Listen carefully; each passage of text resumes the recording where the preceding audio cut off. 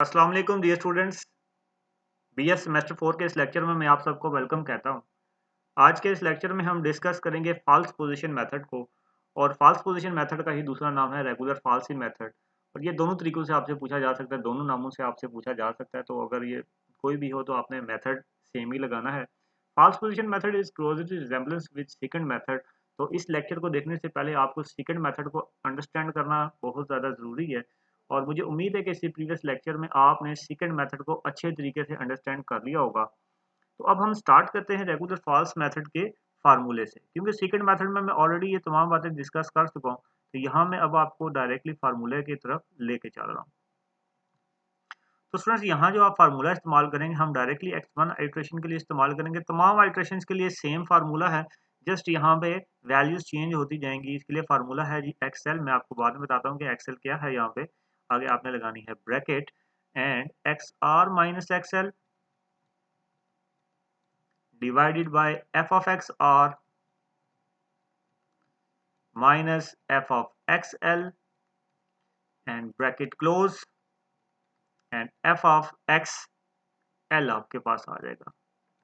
Students, calculation इसकी हम क्या करें, कैसे करेंगे? सबसे पहले हम इस ब्रैकेट को हल करेंगे, उसको मल्टीप्लाई करेंगे f of x के साथ, f of xl के साथ, और फिर आप xl में से उसे माइनस करेंगे। अब आपके पास ये सवाल पैदा होता है कि ये xl और xr आपके पास क्या होगा। तो स्टूडेंट्स, xl आपके पास वो वैल्यू होगी जहाँ पे आपके पास जो छोटी वैल्यू होगी, ठीक है, स्मॉल वैल्यू जो आपके पास होगी उसे आप नाम देंगे XL का।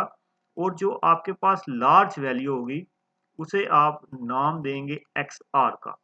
अब ये स्मॉल और लार्ज वैल्यू आपके पास कैसे आएगी? आपके पास जो भी फंक्शन दिया होगा उस फंक्शन में आप क्या करेंगे, x की जगह पे पहले वही उसी तरह जिस तरह बाइसेक्शन मेथड में हमने किया, x की जगह पे आप पुट करेंगे x इज इक्वल टू 1 2 3 4 या 0 से स्टार्ट कर लेंगे। तो अ, हमने यहाँ देखना है कि कौन सी ऐसी x की वैल्यू है जहाँ आपके पास पॉजिटिव आंसर आ रहा है और कौन सी ऐसी वैल्यू है जहां आपके पास नेगेटिव आ रहा है। तो सपोज करें कि आपके पास x की वैल्यू 1 के ऊपर पॉजिटिव और 2 के ऊपर नेगेटिव वैल्यू आ जाता है। तो इनिशियल रूट्स आपके पास स्टूडेंट्स क्या आ जाएंगे, 1 एंड 2।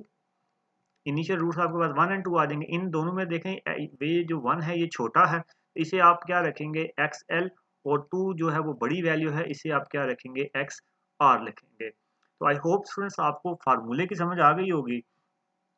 अब हम एक प्रॉब्लम लेते हैं और प्रॉब्लम को हम सॉल्व करते हैं बाय रेगुलर फॉल्स मेथड। तो प्रॉब्लम की स्टेटमेंट देखें स्टूडेंट्स क्या लिखी हुई है कि solve solve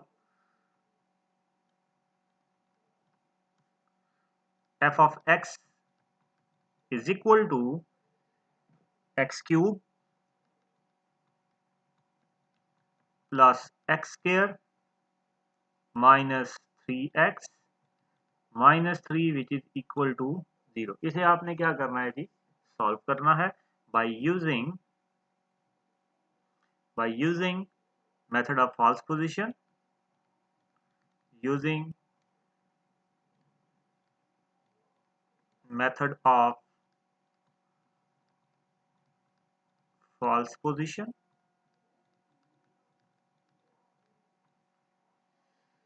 to find a positive real root।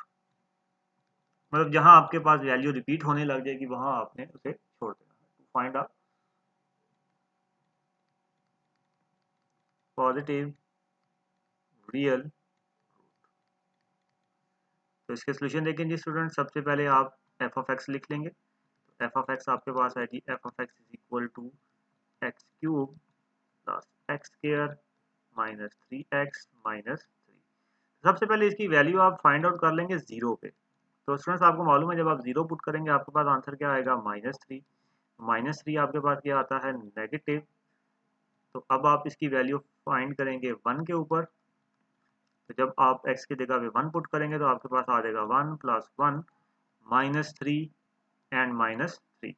तो which is equal to 1 plus 1 आपके पास आ गया 2 एंड 2 माइनस 3 आपके पास आ गया -1 एंड यहाँ आपके पास आ गया -4 विच इज आल्सो नेगेटिव। अब हम तलाश में है कि कहाँ हमारे पास कौन सी ऐसी x की वैल्यू होगी जहाँ आपके पास पॉजिटिव आ जाए। तो आपने 2 पुट किया, तो 2 cube plus 2 square minus 3 into 2 and minus 3। तो 2 क्यूब स्टूडेंट्स हमारे पास आ गया 8 प्लस 4 माइनस 6 माइनस 3। 8 और 4 आपके पास स्टूडेंट्स हो गया 12। 12 माइनस 6 हमारे पास हो गया 6 and 6 minus 3 which is equal to 3। तो पॉजिटिव वैल्यू स्टूडेंट्स आपके पास आ गई है। तो इनिशियल रूट्स आपके पास क्या आ जाएंगे? इनिशियल रूट्स आपके पास आ जाएंगे 1 एंड 2। अब आप यहाँ पे क्या लिखेंगे कि roots lies between 1 and 2। Roots lies between 1 and 1 और 2 के बिटवीन रूट्स लाई करते हैं, जिसमें ये आपके पास क्या होगा, 1 क्या होगा आपके पास एक्सएल, और आर आपके पास एक्स आर क्या होगा आपके पास 2 होगा। तो हम इसकी फर्स्ट आइट्रेशन करने लगे हैं। फर्स्ट आइट्रेशन के लिए मैंने यहाँ पे 1 लिख लिया, और अब डाटा यहाँ पे सारा पहले पुट कर लेते, फिर हम जस्ट फार्मूला यूज करेंगे।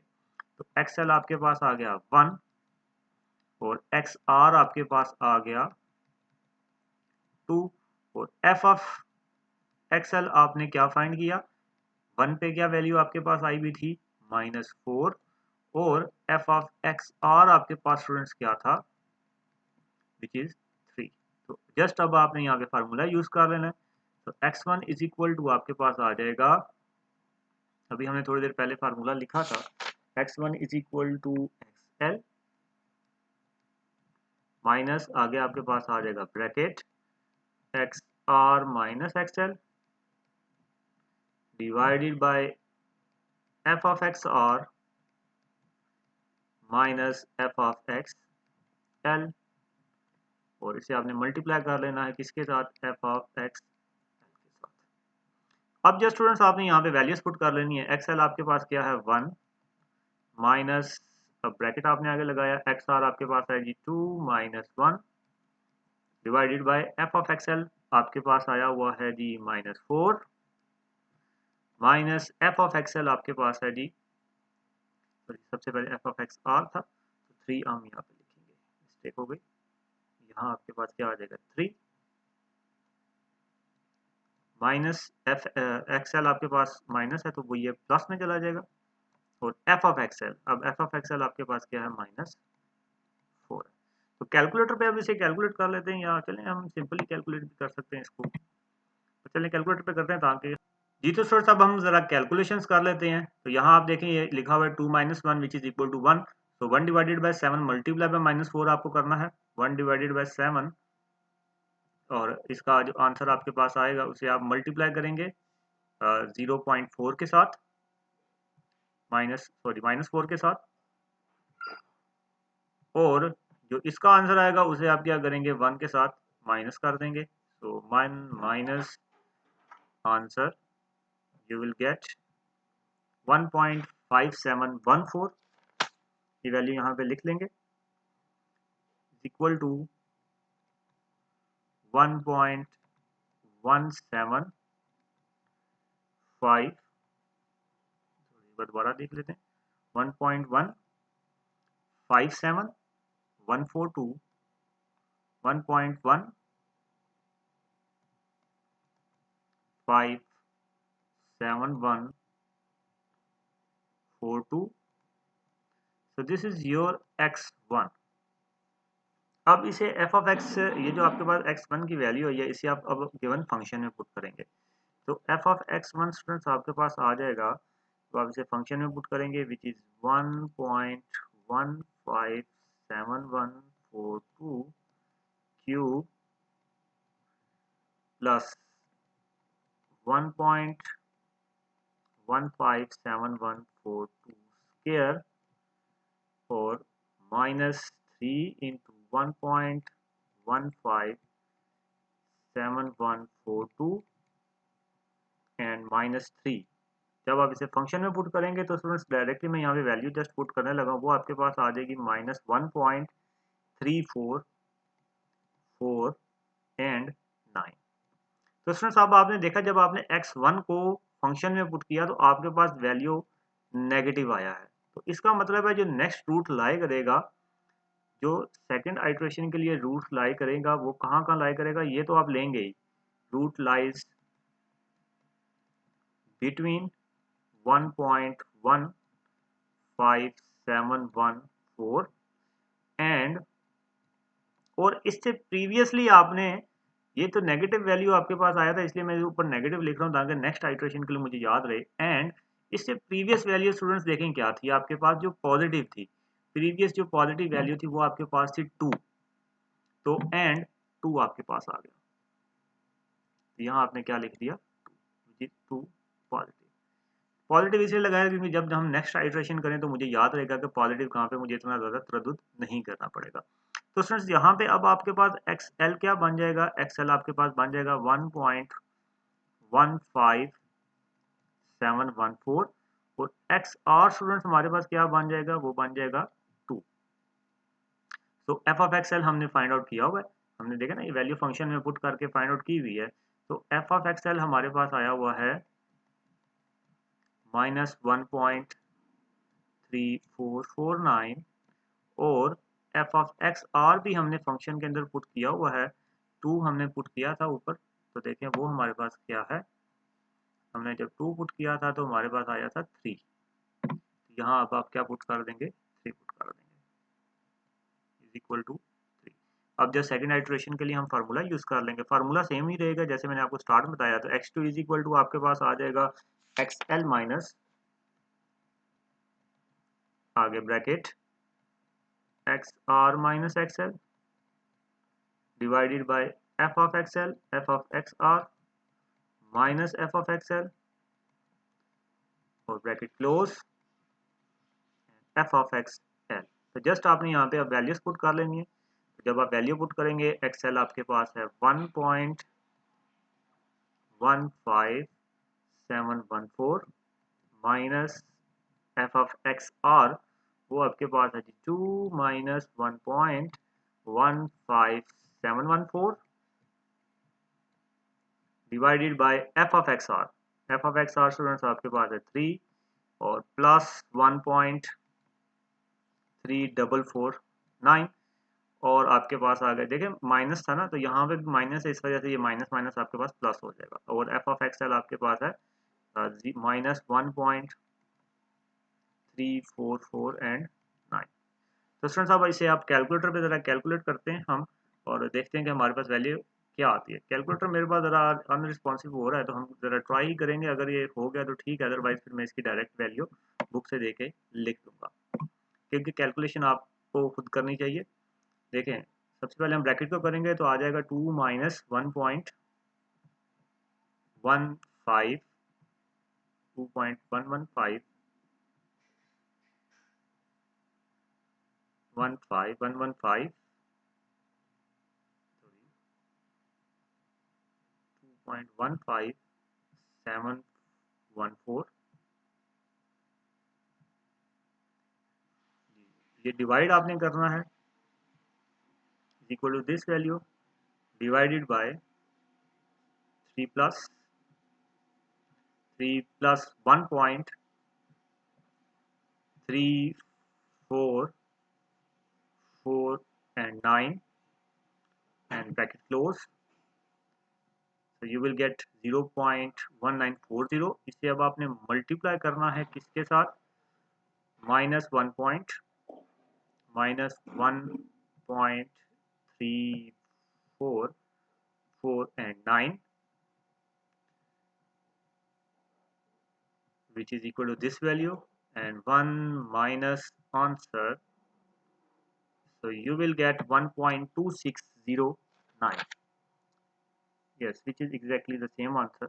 ये आपके पास आ जाएगा जी 1.2069।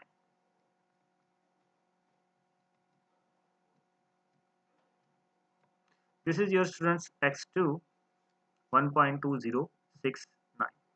अब आपने क्या करना है, इस 1.2069 को आपने क्या करना है जी गिवन फंक्शन में पुट करना है। जब आप इसे गिवन फंक्शन में पुट करेंगे देन हम देखते हैं कि इसका रिजल्ट क्या आएगा। गिवन फंक्शन आपके पास है क्यूब, तो f of x2 which is equal to 1.2069 cube plus 1.2069 square minus 3 into 1.2069 and -3। तो इसी तरह कैलकुलेटर पे कैलकुलेट करते हैं और देखते हैं कि यहाँ पे क्या हमारे पास वैल्यू आ रही है। इसका आपके पास आ गया, शिफ्ट को दबाया आपने और आपने ले लिया cube. So answer cube plus answer square